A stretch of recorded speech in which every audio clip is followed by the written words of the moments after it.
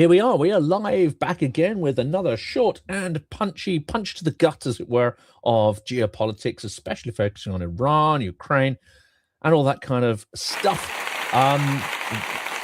Woohoo! Thank you. I am joined by the co-founder and co-host of the format, David Debato, who has his own brilliant platforms and is doing incredible work with interviews and so on, and Substack. Definitely follow all that kind of stuff. He'll do a little plug in a minute.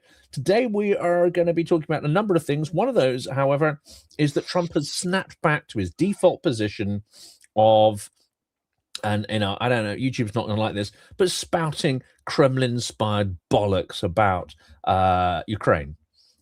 He's had a call with Putin, and now he and Hegseth are spouting absolute nonsense. Badly informed, just lying. He's back to lying, essentially. Lies and delusions. So we're going to unpack that. David, over to you, though, because I think you've got a rather interesting clip on another one of the topics we are covering. I do. I just want to disagree with you on one point. They haven't gone back to telling lies. They've never told the truth. So they're just continuing with their BS. But yeah, I would encourage people to look at my YouTube, which is No Delusion Zone. So all you UKers that watch this channel, really, I encourage you to go over to YouTube. Well, you're on YouTube, but to find the No Delusion Zone. Check it out and become a subscriber. It's free, as you know, and it would help me out a lot, just as you guys help out Jonathan a lot in all his endeavors. Yeah, Jonathan, if I could, I want to just start this off with a brief clip, because I know we want to talk about Trump and Putin and Hegseth and all their nonsense that they're spewing again about Russia and Ukraine. What I've got, and I just found this today, I was telling Jonathan, I have a brief clip about 2 minutes long that shows the incredible incompetence of the United States Secret Service in general, but specifically at the correspondents' dinner and that incident, the shooting incident last weekend. This clip involves not only the Secret Service, as you'll see, but the local D.C., Washington, D.C. police. And I'm going to talk through some of it, although you can see it because some of it's still confusing to me. But anyway, I'll just play the clip. It's 2 minutes long. This is the lead up to, and then the actual shooting that occurred by this individual last weekend at the correspondents' dinner at the Washington, D.C. Hilton.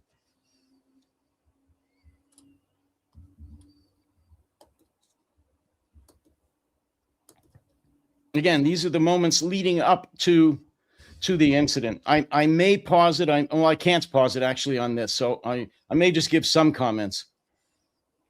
I watched it about 10 times now. Okay, watch everybody there. The lackadaisical attitude. Watch the three people leaning against the wall on the upper left-hand corner. I think they're police. I'm not sure.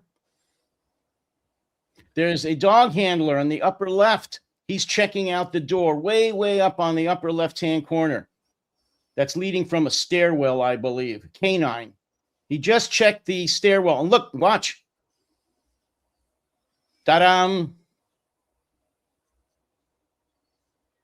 That's the shooter. They finally, look at the Three Stooges up here. They actually fell to the ground. Okay, in slow-mo. These people up here, I don't know if you could see my cursor, they have badges on. There's some kind of police. Watch this Secret Service character in the middle here. He's dusting off a case. He's looking around. He's thinking about his date afterwards. The guy, look at the shooter. He's running in. Nobody's even paying attention. He's got a rifle. He's starting to shoot. He shoots the guy.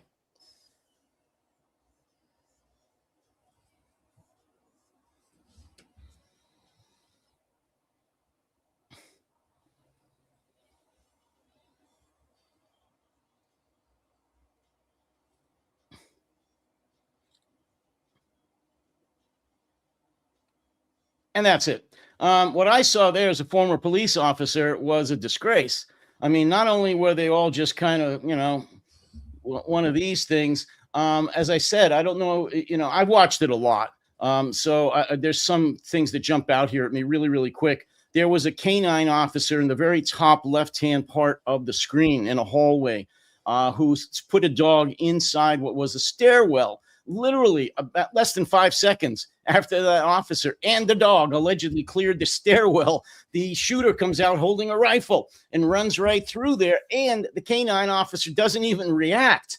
It took him, I don't know how many seconds to realize that a man with a rifle just came out of the door that he checked.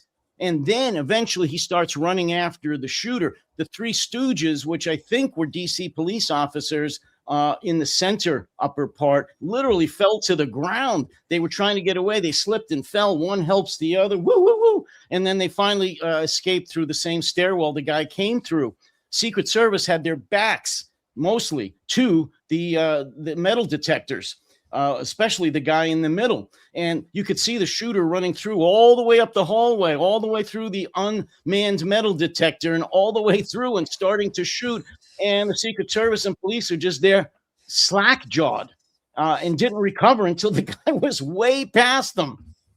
Disgrace to me. I don't know. Tell me where I'm wrong there, Jonathan. Was that? No, I mean, given that supposedly there are 2 assassination attempts already, and this is the third in just 2 years, which I think must be a record. I don't know historically if it's comparable to anything in US history. So to see this level of laxity, disorganization, not really covering the entrances, I mean, someone like that, I guess, ought to have been picked up long before he made it into that lobby.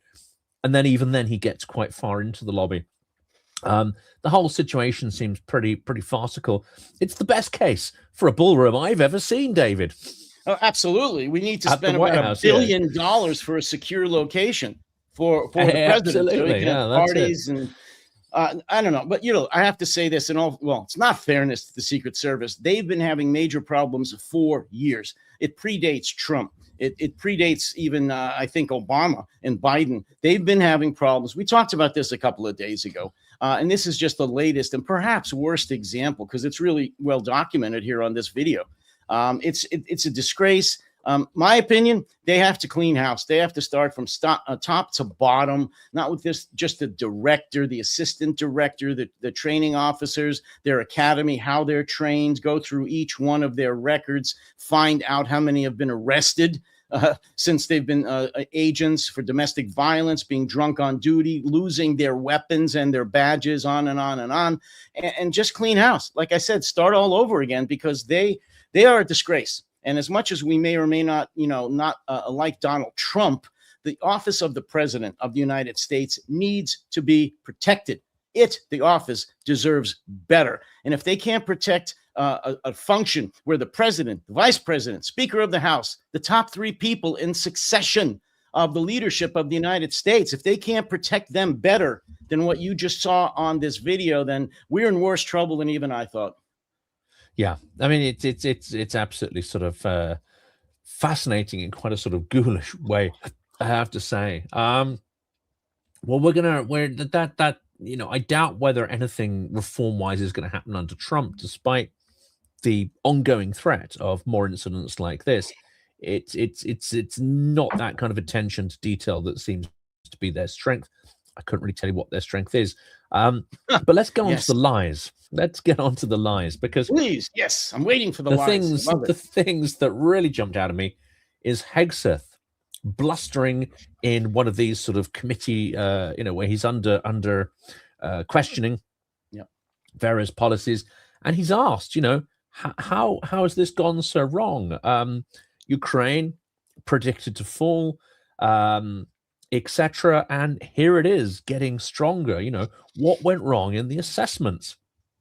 Rather than ask the question, Hegseth turns it around and says, this is all Biden's fault, of course, default answer, but reverts to one of the biggest lies of all, which is the amount of money that was funneled towards Ukraine, the 350 billion, when in fact, if you break the figures down, what was actually there is considerably less. What was actually used on replenishing US munition stocks after they gave all the old stuff to Ukraine, it's probably in the region of 31 billion in the end.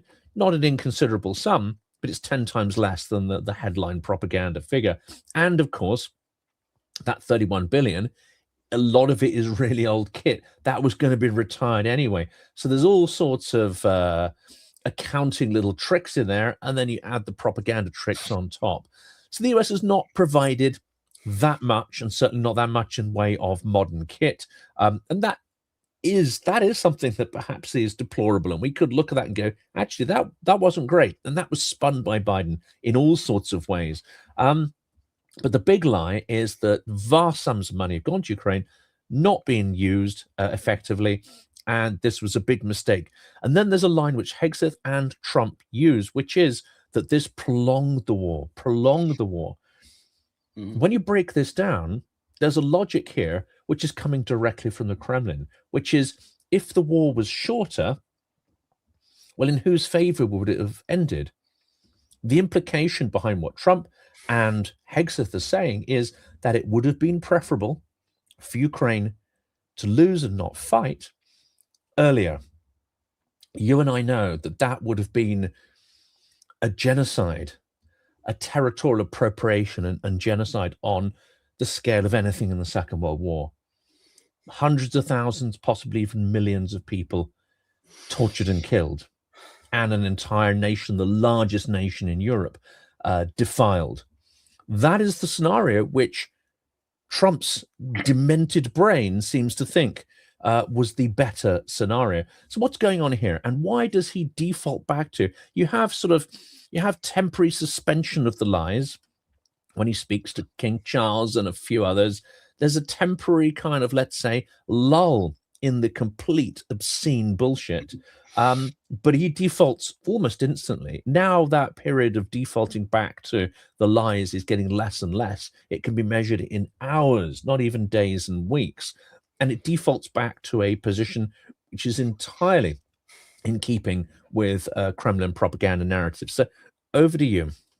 Well, I mean, obviously they're speaking lies because they've never stopped. And it's the exact opposite of what Hegseth and Trump are saying about how the money was wasted and it caused the war to go on longer because of all the money and the weapons that we've provided to them. The fact is, Jonathan, that you know this, if we, and mainly Biden, and I've ripped him a new one a lot, if this is nothing new, if we, the United States, specifically under Biden, had provided Ukraine with what they have asked for, what they have begged for, what they actually needed in terms of weapons platforms, weapons, intelligence, and other support, financial support as well, this war would have been over. I don't believe it would have lasted a year. No.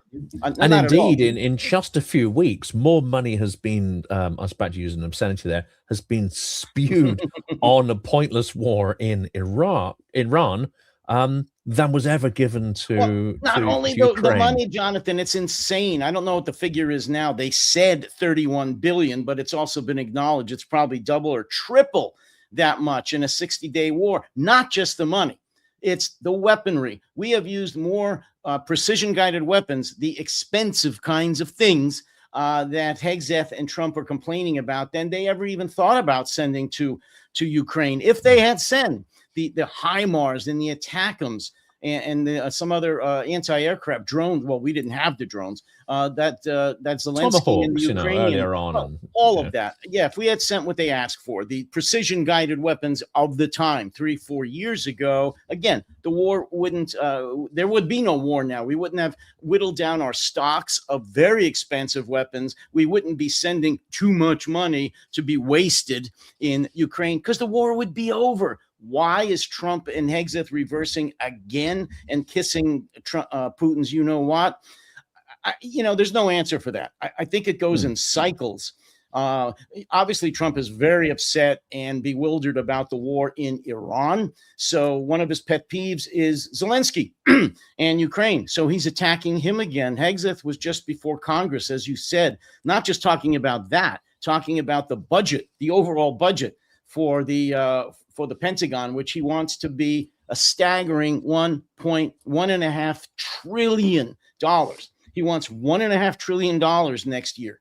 And that doesn't count the money for the war in Iran. Get that. That's just the basic budget for the Pentagon. So he was ripped a new one before Congress. And then some of these lies about Ukraine you're just talking about came out as well. And I think we have to also look at impact, don't we? Because all of that money spent, sort of possibly double in real terms what was directly sent to Ukraine on the Iran war. What's it achieved? It's achieved the closure of the Straits of Hormuz to international trade, a massive ramping up of oil prices, which in itself will cost hundreds of billions, which wouldn't have been had to be spent by Western economies, which now cannot be used for defense and other purposes. They've entrenched and strengthened the regime they were supposed to be removing. It's had absolutely the opposite effect.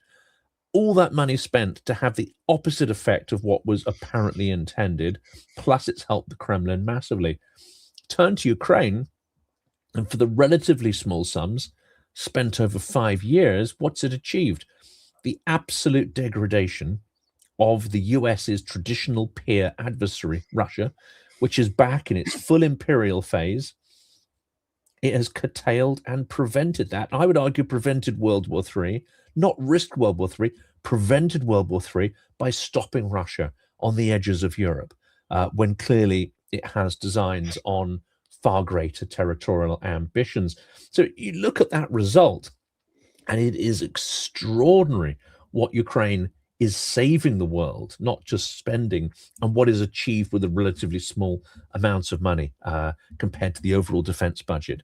And I think this is missed by a lot of people. They look at the numbers and go, well, actually, there's a lot of stuff sent to Ukraine. But when you compare it to the overall size of the defense budgets of Western countries, it's not quite a rounding error, but it's tiny. And those militaries exist, what? To deter Russia and China. So Ukraine is achieving something which all that other expenditure basically is not contributing towards, and doing the job of what should be, I would say, the number one priority of Western militaries. Disagrees with you. I mean, I think you have a bone to pick there with old Pete. I think so, because he said very clearly, and this was written, I think, these talking points by the Kremlin. He said that the biggest adversaries facing the United States right now are not Russia. It's not China. It's the Democrats and some Republicans. They are the biggest threat to our national security right now, as Putin had his feet up, drinking a vodka and smiling. The enemies within, which we've heard that kind of rhetoric before, and no surprises for guessing where we've heard it. It's it's red fascist Russia under the Soviet Union, and it's brown fascist Germany.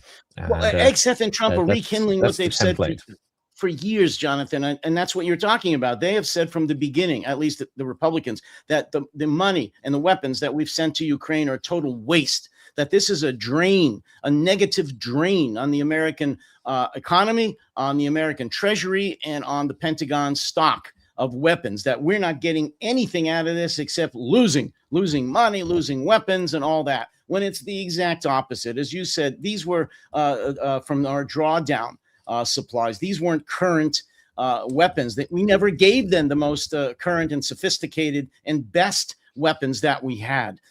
So no, that wasn't true at all. And we never sent any, a very small percentage of the money that they asked to keep the war going, or even to rebuild their infrastructure. But that's what they're fed every day on Fox News and the related media. And that today, as we speak, is still what Republicans and the MAGA supporters believe about Ukraine.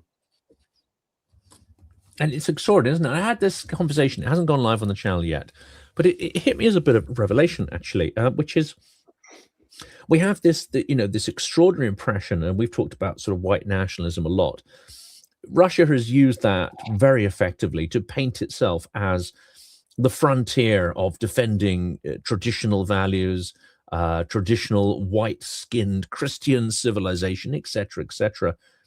And yet you have videos circulating of Akhmat Battalion, for instance, where there's not a single white, Caucasian, Russian face. They are all ethnic minorities, either press-ganged into the war, blackmailed into the war, or paid to take part, or corralled into the army.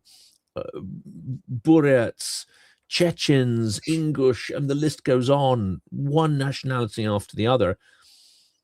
Few of them are probably Christian as well, What Russia really is doing is, I would say, inflicting an Asian invasion on Europe, an Asian non-Christian invasion of what is probably the country with one of the highest church attendance, and which is the most ethnically, almost, I won't call it monolithic, but Ukraine does not have a huge immigrant population.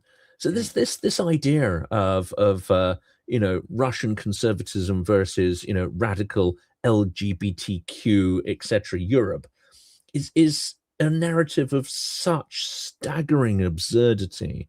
But also something else that gets missed is Ukraine, I think, is not a ideologically conservative or right-wing country, but it is by cultural identity. It manages to mix. I would say it is one of the most conservative while also being one of the most tolerant and having one of the highest levels of innovation. It's an extraordinary trick to be able to be conservative in values while also introducing a certain level of dynamism, I would say, and tolerance. It's an extraordinary model for the rest of Europe to learn from. And yet, that basic idea that Ukraine is fighting for real conservatism, that doesn't even touch the sides. I mean, there's very few, even in the pro-Ukraine community in the US, who've probably even thought about that fact, that it's Ukraine is the one that they should be empathizing with. And that's the trouble with propagandistic narratives. They are very effective at erasing truth. I have a question for you about with the Russian military right now. You brought up the very good point about the ethnic minorities within Russia, which I'll be honest with you, most people in America don't even know they exist. They think Russia is Moscow and St. Petersburg and maybe a couple of other cities, and they're all white Russian Orthodox Christians. Not true. Is it true, and you might know this better than me, Jonathan, is it true that the ethnic minorities in Russia, along with the conscripts that are only supposed to serve a year, are legally not supposed to serve in foreign conflicts? They're not supposed to be sent to Ukraine, but in fact they are. Second part of the question, do you believe Putin is going to institute a draft by the end of this year? So 2 parts. So the answer to both of those is that, I mean, the answer to those is previously what you describe is the case. But it was happening anyway. People were being sent technically illegally to the war. Some were not, however, but that law, I believe, has been changed now. So they can be sent anywhere, and that's the foundations for full mobilization has been worked on for the last few months. So that's changed, and there's a lot more power to do whatever with whoever.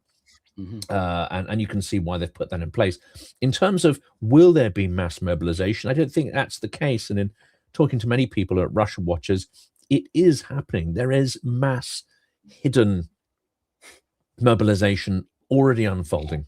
They are rounding up all sorts of people. They've got the digital framework in place so that for minor infractions or even invented crimes or for debt and any other number of things, you can be categorized as criminal, and you can be given the, let's say, put in the coercive position of being sent to the military, whether it be for civic debts and so on, or it be for writing off loans, or minor incidents, traffic incidents, or even having banned apps on your phone and a traffic having a cop pulls VPN on over. your phone or something. Yeah, I mean that's enough if you're caught there by a traffic cop to potentially get you served with papers. So they've already built the machinery for mass mobilization. One of our viewers, and they're already using it. He had a good answer to what I was talking about, whether it's illegal or not to send the ethnic minorities and the one-year conscripts to Ukraine. He said there's a loophole. All of Donbass, according to Russia, is Russia. So they're not sending them to out of the country. They're sending them just to another part of Russia. Very good point. Thank you. Yeah, I mean, Donbass is I describe it as a gulag in Yes. plain sight, and it's a particular form of outsourced gulag. Again, they've been very effective at and they our apathy, our ignorance has combined to help the propaganda there. They've been very good at labeling it as a civil war, labeling it in any way than what it actually is, which is they've turned this huge territory into a giant prison camp where anyone who shows the least sign of resisting or even retaining their Ukrainian identity, or even none of those things, because life has become very capricious and completely unpredictable. I think most people in the occupied territories, if they make it to bed at the end of the day, they consider that good fortune. I've read a lot of statements recently by Ukrainians that live in eastern Ukraine in the Donbass saying we feel like we live in an open air prison. It is. It's a literal gulag, and it's a torture camp on a vast scale. And I don't see nearly enough people sort of calling that and describing it for what it is. So Putin this is clever, because what he's done is built a Stalinist system, but he's sort of exported it off the actual territory of Russia, and that allows him to send all the people he doesn't like from Russia, and it also allows a ready source of propagandistic material, an eternal war, an eternal bleeding edge, which can be used as a gulag, and which can also be used to fuel the propagandistic narrative. So I've been saying for a long time that Russia is operating a form of neo-Stalinism, just it's far more surgical, far more efficient, far more insidious in some ways, not exactly on the same scale, but it's got all the components, and they've been there for a long time in plain sight, and we are remiss if we don't call it out. One last thing, and then I know you've got to run, but I just wanted to touch upon this and get your opinion, actually. We talk about hybrid warfare a lot. The fact that Russia's already declared war on NATO through hybrid warfare. There's been a fairly serious anti-Semitic attack in the UK, which I know most folks are aware. We actually had another one here in America, which could have been even worse. A soldier in the American army threatened to kill every Jew he saw, and he had automatic weapons. He was arrested before he could do it. Do you think that the attack in the UK was a form of hybrid warfare? Do you think there was in any way that was connected to the Kremlin, or was just this a lone wolf nutcase? There's no way of me telling. I don't have the information one way or another. All I can say is that there are deep suspicions that Russia does have assets and agents and can work on people. What do they call it in Ukraine?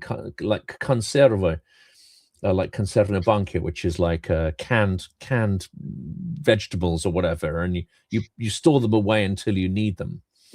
So Sleeper not everything cells. is sleeper cells, basically sleeper agents. And there is now some credible hints that say the Boston Marathon bomber was just one Kremlin asset activated at a point where it was considered to be beneficial. So I don't know in this instance, but certainly they have invested in, seeded in, collaborated with all sorts of terror networks. And you have to ask the question, even if we have no evidence whatsoever that this is the case here, that's not to say that it wasn't.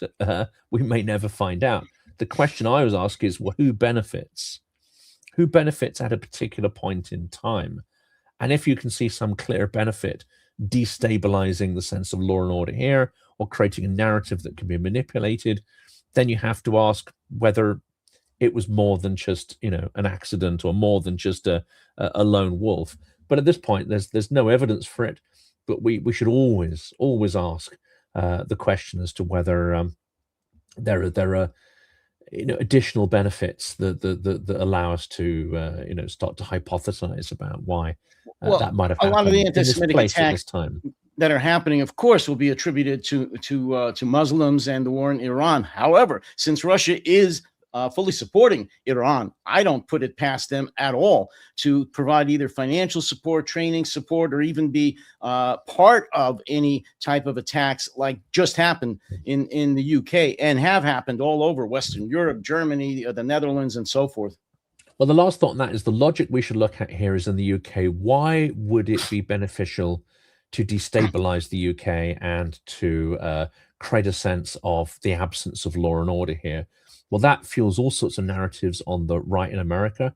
I'm getting quite sort of tired of these sort of, like, yeah, we like the UK, but you've lost your values, or you're gone, or you're done, or you can get arrested for a tweet.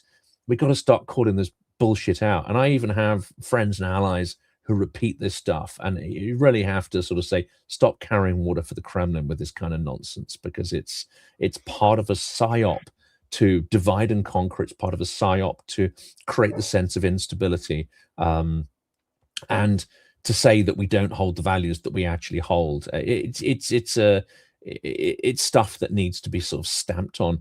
But it's quite obvious why they might want to destabilize the UK, because Keir Starmer is a weak, quite insipid leader, and he's beset with problems. And if he falls, there's a non-zero chance that Nigel Farage will come in, who is, in my view, a Kremlin asset and agent, and will act accordingly to the benefit of the Kremlin, not our traditional allies, Europe and the US. Well, it will align with Trump's US, but not the traditional US. And he will almost certainly, in my view, pull all aid from Ukraine. Well, despite the fact there's a few people in his party who'll make little positive noises, and people say, oh yeah, but what about this and what about... Behind the scenes, we will see very dangerous stuff happening. I think there's a more of a danger than I don't know if you think, but as you know, when you have a weak leader like Starmer, I'm sorry, what often comes after that is a strong populist leader, an authoritarian, because people think, oh my God, we need someone to fix this. We need a real leader, even if it tramples on our rights. That's how authoritarians come to power. Even they fix nothing. They break things faster and further. But God forbid not you get old Farage, but we shall see. I'm going to do episodes about it. They don't really work too well in the algorithm, but we need to really lay into Farage. He is a dangerous populist. Can you imagine if Farage and MAGA here, whoever is the head of it, both win and control the UK and America for the next several years? No, he makes Boris Johnson look stable, frankly, and that's saying something. Yeah. With that extraordinary statement, it's probably time to sign off. I agree. I know you've got to run. So I don't think we're doing anything this weekend. So folks, please join us on Monday, 10 o'clock Eastern and 3 p.m. UK time, a little bit later on the continent, of course. So I think that's going to wrap it up for the Dictators this week. Thank you all very much. Make sure you're subscribed to David's platforms. Please, no Delusion Zone. Yeah, see you all on Monday.